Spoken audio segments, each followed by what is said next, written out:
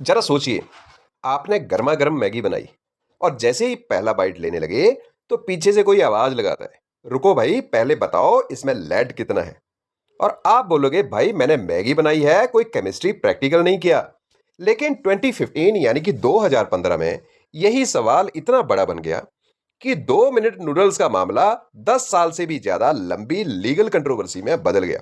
और अब अगस्त 2026 में बहुत बड़ा अपडेट आया है कि दिल्ली हाई कोर्ट ने मैगी के अलेज्ड एक्सेस लेड कंटेंट से जुड़े क्रिमिनल प्रोसीडिंग्स को क्वैश कर दिया।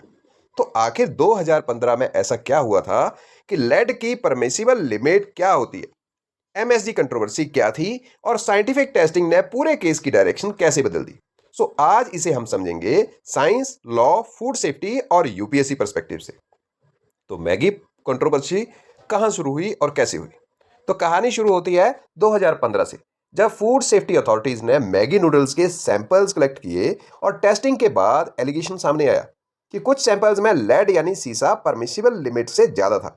और उस टाइम रिपोर्टेड परमिसिबल लिमिट लगभग 2.5 पार्ट्स पर मिलियन यानी कि पीपीएम थी। लेकिन कंट्रोवर्सी सिर्फ लेड तक ही सीमित नहीं रही। मैगी पैकेट पर मौजूद नो एडिड एमएसजी, इस डिक्लेरेशन को लेकर भी मिस ब्रांडिंग का एलिगेशन सामने आया। एमएसजी का मतलब है मोनोसोडियम ग्लूटामेट, जो फ्लेवर एनहांसमेंट से जुड़ा कंपाउंड है।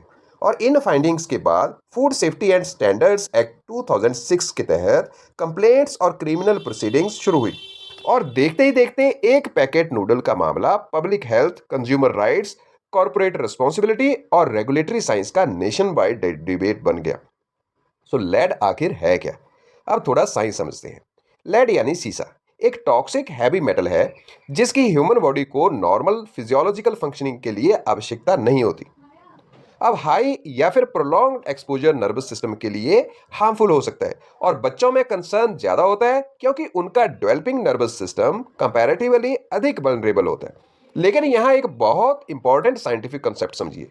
किसी सब्सटेंस का डिटेक्ट होना और उसका डेंजरस लेवल पर होना दोनों एक ही बात नहीं। यही कारण है कि टॉक्सिकोलॉजी में एक बेसिक प्रिंसिपल होता है, डोज मैटर्स। फूड सैंपल में लेड डिटेक्ट हुआ, इससे अकेले ये कंक्लूड नहीं किया जा सकता कि फूड अनसेफ है। हमें यह देखना होगा कि उसकी कंसंट्रेशन कितनी है और क्या वह प्रेस्क्राइब्ड परमिसिबल लिमिट से ऊपर है। और यहीं आता है पीपीएम यानी पार्ट्स पर मिलियन, जिसका इस्तेमाल बहुत छोटी कंसंट्रेशन को एक्सप्रेस करने के लिए किया जाता है। अब फूड में लेड आता कहां से है, इसके बारे में जान लें। तो अब आप सोच सकते हैं कि नूडल्स में कोई लेड डालता थोड़ी है। फिर ये आता कहां से है? लेड कंटेमिनेशन कई रूट से हो सकती है, जैसे contaminated soil, water, raw materials, processing environment और इक्विपमेंट रिलेटेड कंटेमिनेशन। इसलिए मॉडर्न फूड सेफ्टी सिर्फ फाइनल पैकेट की चेकिंग नहीं है, ये essentially farm to fork monitoring system है। और हैवी मेटल्स की टेस्टिंग के लिए लेबोरेटरीज में एडवांस्ड एनालिटिकल टेक्नोलॉजी इस्तेमाल की जा सकती है, जैसे एटॉमिक अब्जॉर्प्शन स्पेक्ट्रोस्कोपी और modern mass spectroscopy based techniques. और इन टेक्नोलॉजीज की खासियत ये है कि ये बहुत लो कंसंट्रेशन में मौजूद मेटल्स को भी डिटेक्ट और क्वांटिफाई कर सकती हैं। और इसलिए आज food safety increasingly technology driven regulatory science बन चुकी है। सो कहानी में थोड़ा साइंटिफिक ट्विस्ट है। और इनिशियल टेस्टिंग के बेस पर मैगी के खिलाफ जो है वो सीरियस एलिगेशंस और प्रोसीडिंग्स हुई। लेकिन बाद में फ्रेश साइंटिफिक टेस्टिंग की गई और इसमें CFTRI यानी central food technological research institute और एक्रेडिटेड लेबोरेटरीज टेस्टिंग इंपॉर्टेंट बन गई। और सब्सिक्वेंट साइंटिफिक टेस्टिंग में लेड कंटेंट परमिसिबल लिमिट के भीतर पाया गया। और यहाँ यह पूरा मामला जो है वो इंटरेस्टिंग हो जाता है। जिस साइंटिफिक एविडेंस पर ओरिजिनल प्रोसिक्यूशन की फाउंडेशन बनी थी, अगर बाद की मोर रिलायबल टेस्टिंग उसी फाउंडेशन को सब्सटेंशियली वीकन कर देती है, तो सवाल उठता है कि क्या क्रिमिनल प्रोसिक्यूशन को फिर भी कंटिन्यू करना चाहिए। वो यही कंसेप्ट जो है वो कहलाता है एविडेंस बेस्ड गवर्नेंस। अब रेगुलेटरी डिसीजन सिर्फ सस्पिशन या फिर पब्लिक प्रेशर पर नहीं, बल्कि रिलायबल, रिप्रोड्यूसिबल और साइंटिफिकली वैलिडेटेड एविडेंस पर बेस्ड होना चाहिए। सो अगस्त 2026 में दिल्ली हाई कोर्ट ने क्या किया? तो यहाँ पे लेटेस्ट डेवलपमेंट पर हम थोड़ा सा देख लें कि दिल्ली हाई कोर्ट ने मैगी लेड कंटेंट कंट्रोवर्सी से रिलेटेड क्रिमिनल प्रोसीडिंग्स को क्वैश कर दिया। और कोर्ट ने सब्सिक्वेंट साइंटिफिक फाइंडिंग्स को इंपॉर्टेंट माना, क्योंकि फ्रेश टेस्टिंग में प्रोडक्ट का लेड कंटेंट परमिसिबल लिमिट के भीतर पाया गया। और कोर्ट का ब्रॉड रीजनिंग ये था कि जब प्रोसिक्यूशन की original scientific foundation substantially Erode हो चुकी है तो प्रोसीडिंग्स को कंटिन्यू करना यूजफुल पर्पस सर्व नहीं करेगा। सो इसको क्वैश करना ही जरूरी है। सो इसलिए संबंधित क्रिमिनल कंप्लेंट्स, समनिंग ऑर्डर्स और कंसिक्वेंशियल प्रोसीडिंग्स को क्वैश कर दिया। लेकिन यहाँ एक बात बिल्कुल क्लियर रखिए, इस जजमेंट का मतलब ये नहीं है कि फूड सेफ्टी रेगुलेशंस कमजोर कर दिए जाएं, बल्कि इससे अपोजिट लेसन निकलता है कि strong regulation needs strong scientific evidence.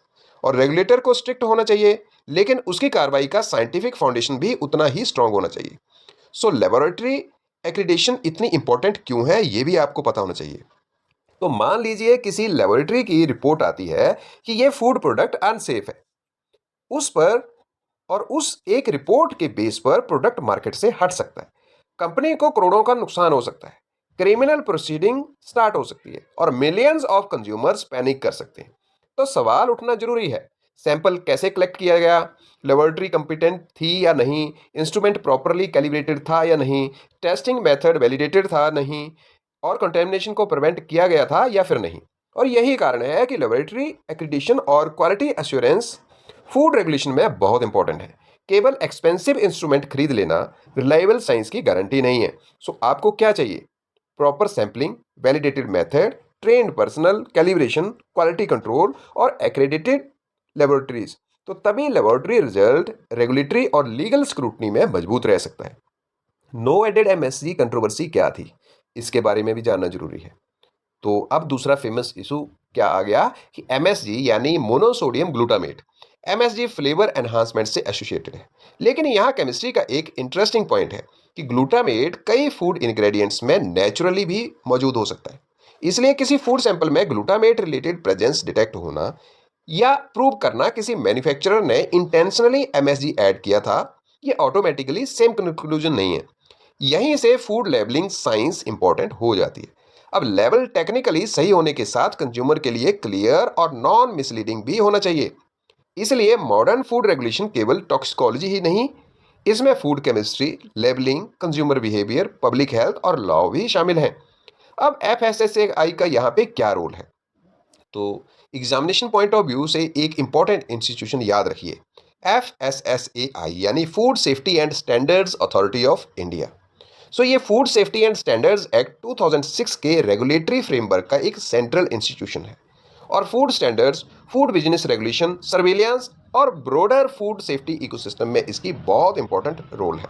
लेकिन रेगुलेटर के सामने एक डिफिकल्ट बैलेंस होता है, एक तरफ पब्लिक हेल्थ प्रोटेक्शन और दूसरी तरफ साइंटिफिक एक्यूरेसी और ड्यू प्रोसेस।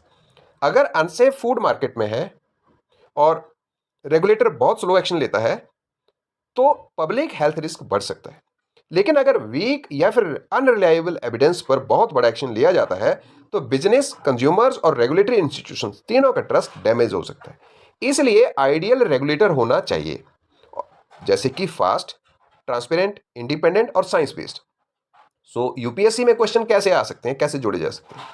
सो यूपीएससी एस्पिरेंट्स के लिए इस केस को सिर्फ मैगी केस के रूप में याद ना करें, इसे मल्टीपल डायमेंशन से कनेक्ट करें। जैसे जीएस पेपर 2 में गवर्नेंस में इसे evidence based regulation, institutional accountability, judicial review और ड्यू प्रोसेस से जोड़ सकते हैं। और जीएस पेपर 3 में साइंस एंड टेक्नोलॉजी में food testing, analytical chemistry, heavy metal detection, laboratory accreditation और क्वालिटी एश्योरेंस एक्सीलेंट एग्जांपल्स हैं। और एनवायरनमेंट में इसे heavy metal contamination of soil, water और फूड चेन से कनेक्ट किया जा सकता है। और एथिक्स में corporate responsibility, transparency, consumer protection और रिस्पॉन्सिबल रिस्क कम्युनिकेशन से लिंक किया जा सकता है।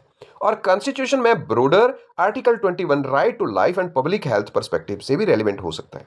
यानी एक सिंपल मैगी कंट्रोवर्सी आपको पॉलिटी, गवर्नेंस, साइंस, एनवायरनमेंट और एथिक्स सब रिवाइज करवा सकती है। सो यहाँ पे अगर हम देखें तो मैगी कंट्रोवर्सी केवल एक सवाल ही नहीं कि नूडल्स में लेड था या नहीं, ये केस हमें एक मच बिगर लेसन देता है कि साइंस और लॉ के इंटरसेक्शन पर क्वालिटी ऑफ एविडेंस सबसे इंपॉर्टेंट होती है। और फूड सेफ्टी सिर्फ फियर पर नहीं चल सकती और सिर्फ कंपनी के क्लेम्स पर भी नहीं चल सकती। इसे चाहिए रिलायबल साइंस, इंडिपेंडेंट रेगुलेशन और ट्रांसपेरेंट टेस्टिंग और फेयर ड्यू प्रोसेस। और हाँ, अगली बार कोई कहे कि मैगी तो 2 मिनट में बन जाती है, तो आप बोल सकते हैं कि मैगी 2 मिनट में बन सकती है, लेकिन उसका लीगल केस 10 साल से भी ज़्यादा चल सकता है। सो यही इस पूरे केस की यूपीएससी वाली वन लाइन लर्निंग है कि good regulation is equal to good science plus credible evidence और ड्यू प्रोसेस। तो गुड रेगुलेशन जो वो 3 चीज़ों पर डिपेंड करती है, गुड साइंस, क्रेडिबल एविडेंस और ड्यू प्रोसेस। सो ऐसे ही करंट अफेयर्स को जो साइंस और सिविल सर्विसेज पर्सपेक्टिव से आसान तरीके से समझने के लिए काशिफ एजुकेशन चैनल को सब्सक्राइब जरूर करें, और अगर वीडियो अच्छी लगी हो तो इसको लाइक और शेयर जरूर करें।